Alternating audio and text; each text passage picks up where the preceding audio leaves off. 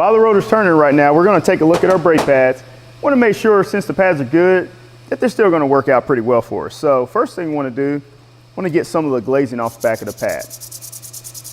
A little emery cloth or sandpaper on the back of the pad works great. So we're going to clean that off a little bit, make them look good. We're also going to prep the pads for reinstalling. Okay?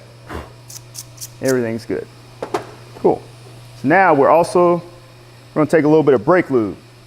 Now remember, anytime you're installing pads, whether it's the old pads, new pads, you always want to lube up the metal points. So metal contact, you don't want that without lube. So I'm take a little bit of brake lube here on my fingers. Go right here on the ear of the pads. I like to call them the ear of the pads.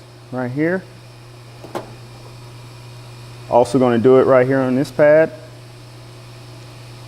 Now, these pads are pretty much ready to go.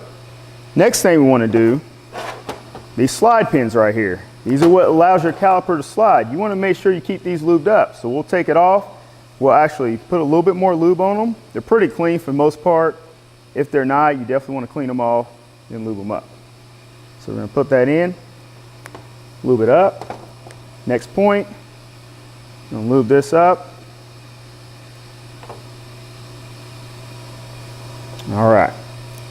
Make sure they move in and out. Everything's good. Okay. Make sure your hardware is good. The hardware right here is intact. There's no problems with it. We've already lubed our pads, so we really don't need to lube any of the points here. But if you ever see an issue with them, you want to replace that hardware. That hardware is about $8 to $10, and it's not worth putting back on the car if there's going to be an issue. So, all right. So all that's good. Another thing we want to do, we want to come back over here to the vehicle.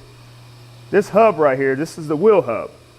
Right here, you want to clean this up, make sure everything's good on here, because this is where your rotor's going to mount back up to. So we're going to clean that up just to make it look kind of nice. Get all those points off, those nicks and burrs and all that, because those are all bad. Those are all bad for rotors. They can also cause a pulsation. So, all right. Clean that all up. And we're going to check on our rotor in a minute. But right now, everything's good here.